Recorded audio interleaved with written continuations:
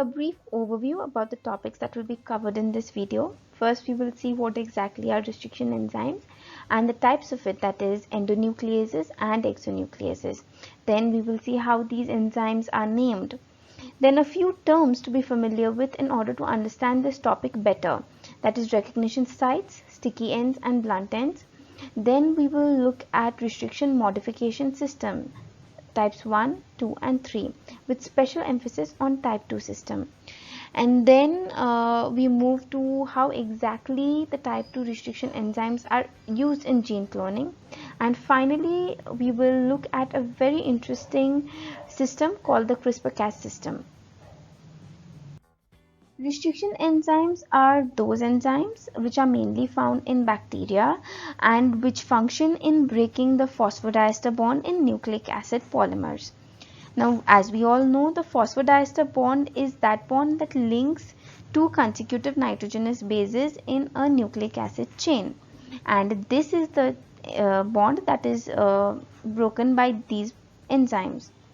These enzymes belong to the enzyme class hydrolases. This means that the reaction that they employ in breaking the phosphodiester bond is a hydrolysis reaction, and they can either be exonucleases or endonucleases. What exactly are these? We will look at now. Exonucleases, as the name suggests, are those restriction enzymes which cleave towards the ends of a nucleic acid chain. So they will cleave the phosphodiester bond either at the 5' end or the 3' end of a nucleic acid chain. Endonucleases, on the other hand, do not have the restriction of cleaving towards the end. Endonucleases can cleave anywhere in between the nucleic acid chain, which exonucleases can't do. Now, moving to the nomenclature of these enzymes, the nomenclature is very interesting. Let's take the example of EcoR1, which is a very commonly used restriction enzyme in gene cloning, which is derived from the Escherichia coli. The strain is RY13. So, as you can see here, the E for EcoR1 comes from the word Escherichia, the CO comes from the word coli, and the R comes from the strain from which this enzyme was isolated, and the number 1 is because this was the enzyme which was first identified. So the number 1 is denotes the order of identification of this enzyme.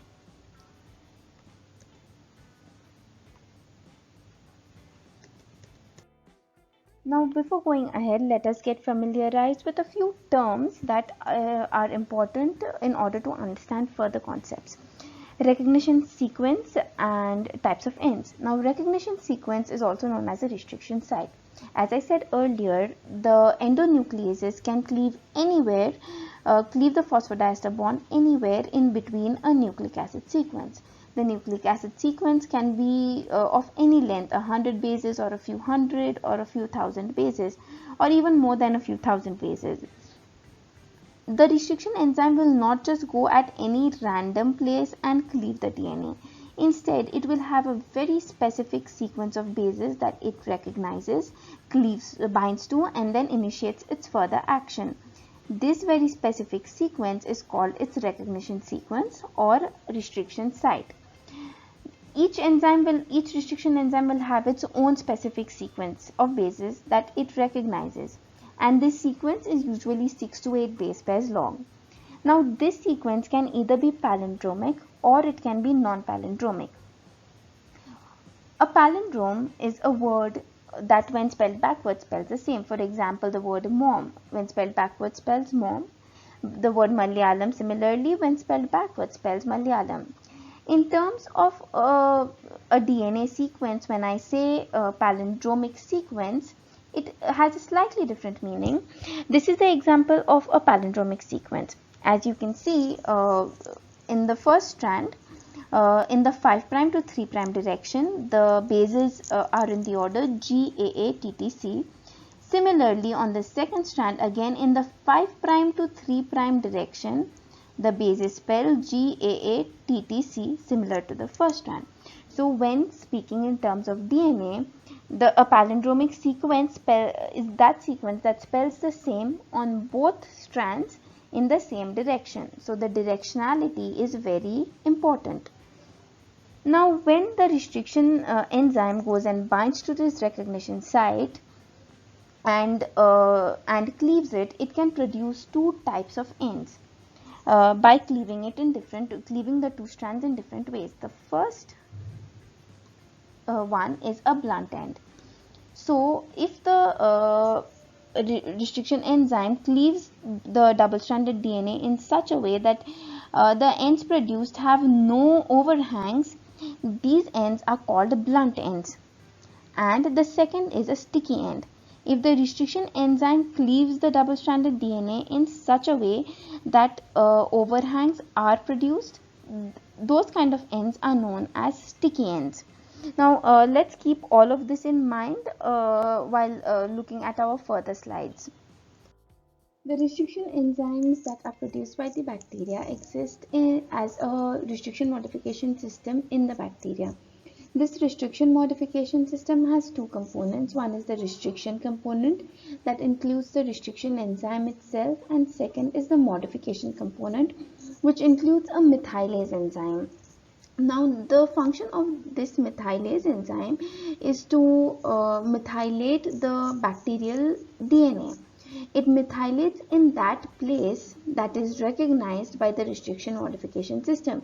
So basically it is methylating any base in the recognition sequence.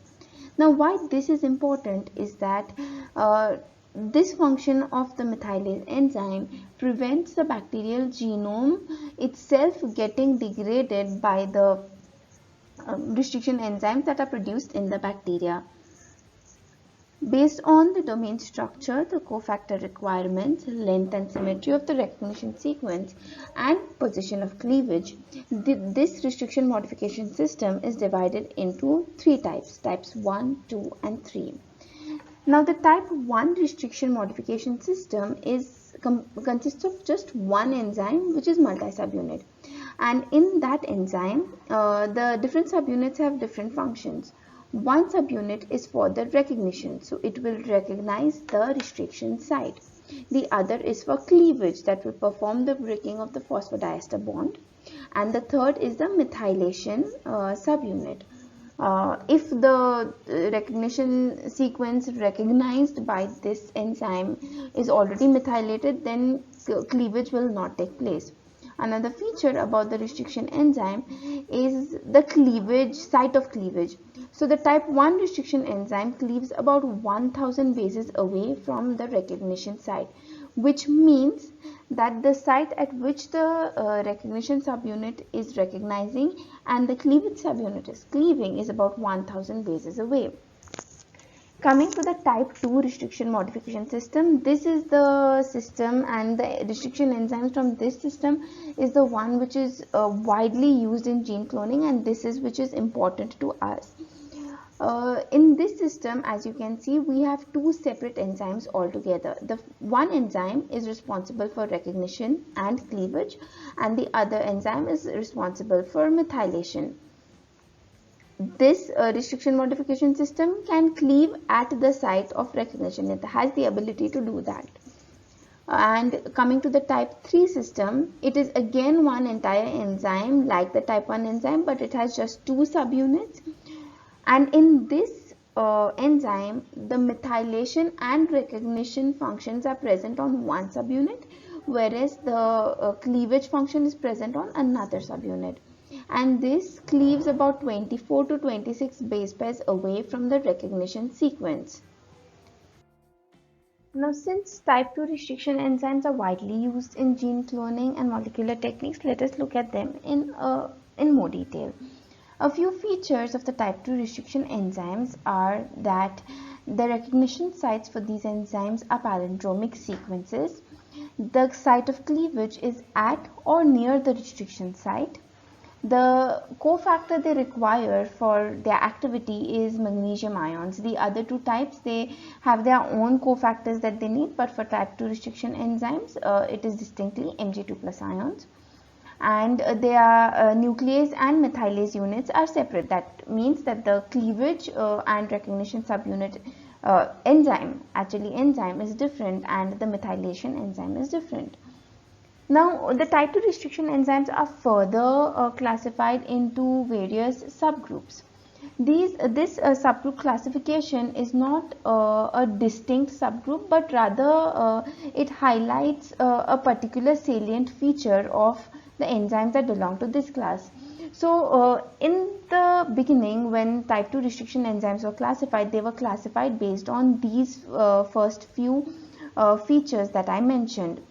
But over time it was noticed that the enzymes that showed these features also showed some variations.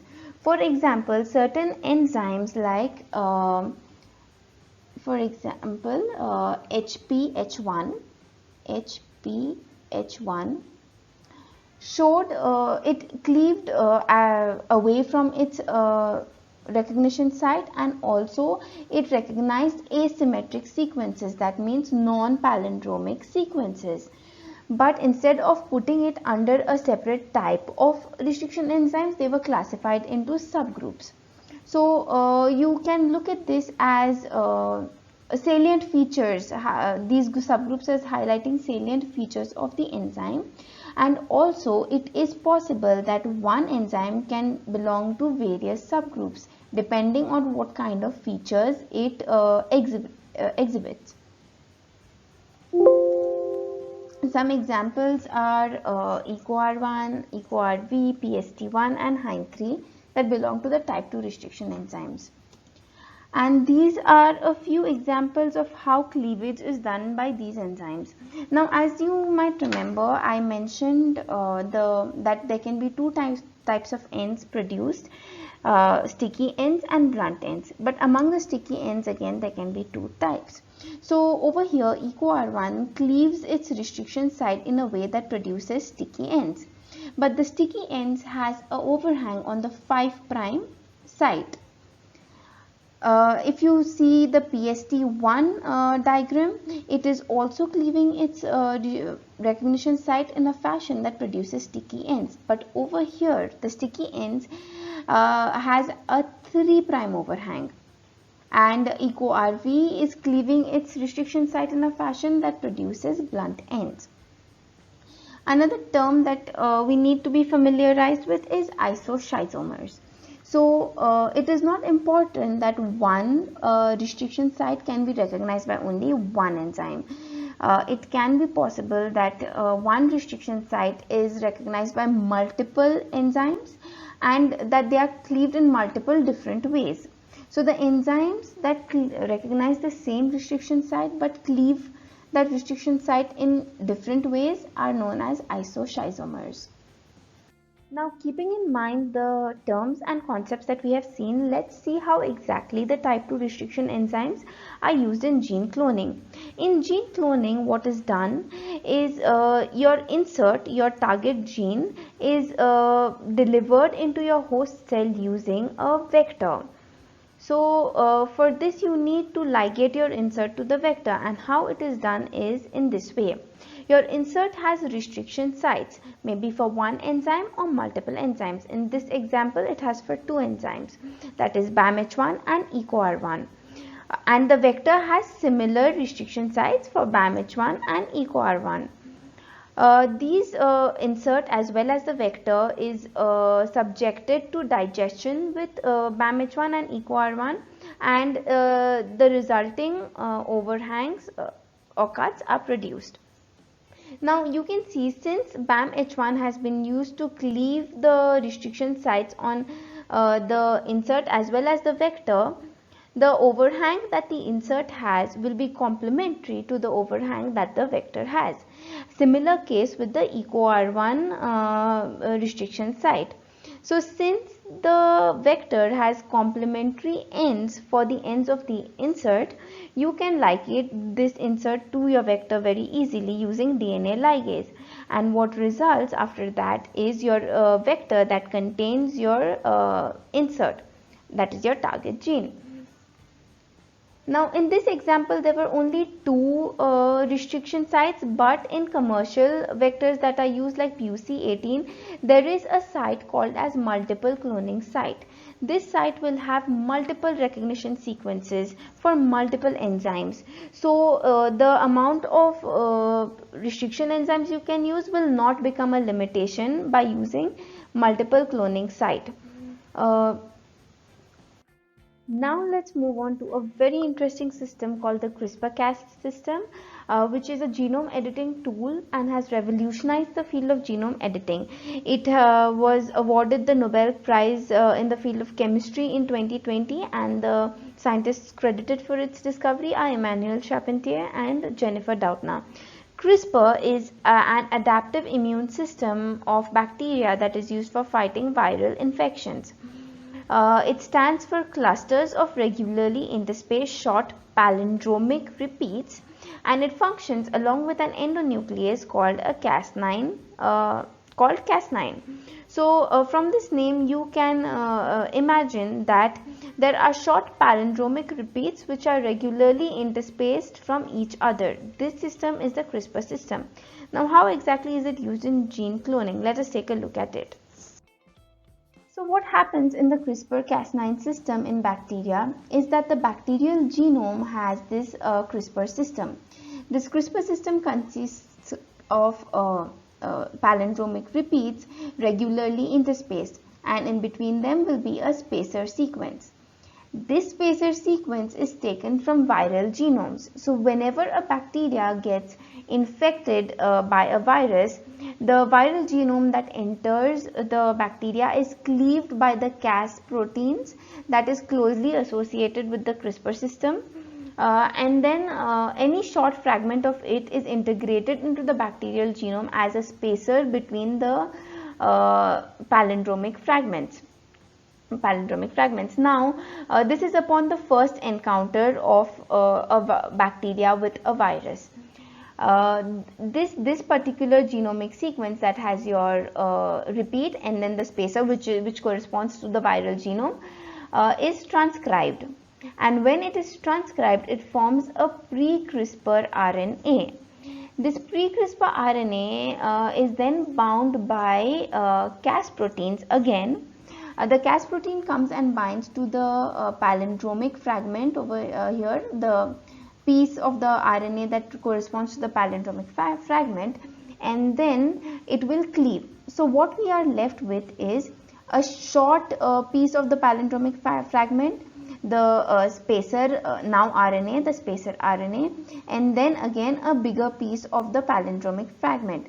So this bigger piece has formed a hairpin loop kind of structure because it is a palindromic sequence.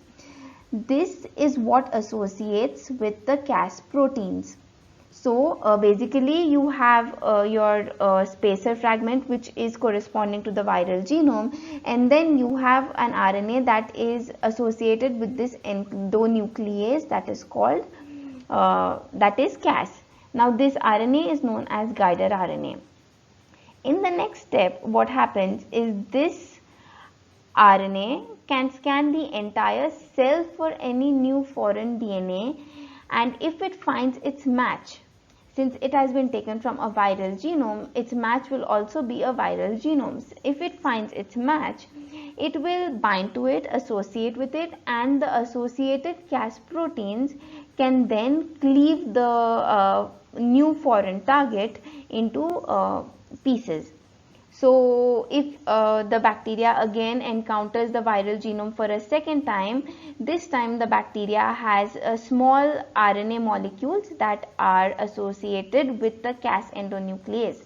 The RNA molecules are guiding the Cas endonuclease to go and cleave the foreign target. Now how do we use this in gene cloning?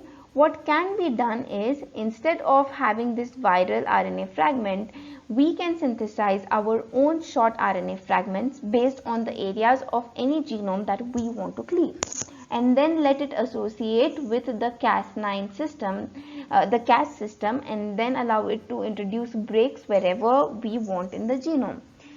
So this Cas system again comes in various types. The Cas9 type is wherein the same enzyme that associates with this does the cleavage. In the example shown over here, the protein or the enzyme that associates and then the protein that cleaves are different. So this protein that cleaves has been recruited by these enzymes. So this system has its own ethical concerns, as in still there are debates going on about where it can and where it cannot be used. And the previous systems that we saw, that is the system that uses a particular endonuclease with a particular restriction site, is still widely in use since it is easier, it has been standardized. But this is a very interesting topic, and we are seeing new ways in which this is being implemented. So a brief overview or summary about the things that we saw in this video. We saw what are restriction enzymes. We saw the endo and exonucleases, and then we saw how to name these enzymes, how they are named. Then we looked at a few terms called as recognition sites, sticky ends, blunt ends, and then among sticky ends we looked at the 5' and 3' overhangs. Then we moved on to the restriction modification system types 1, 2 and 3, where we emphasized on the type 2 system and then looked at the different enzymes from this system. Then we moved on to see how exactly the type 2 system is used in gene cloning. And then at the end we briefly discussed the CRISPR-Cas9 system, which won the Nobel Prize for Chemistry in 2020, and saw how it is being employed and revolutionizing gene cloning. These are the references, and for further reading you can refer to Rees analysis of genes and genomes by Rees, and Principles of Gene Manipulations and Genomics by S.B. Primrose and R.M. Twyman. That is it from my side. Thank you very much.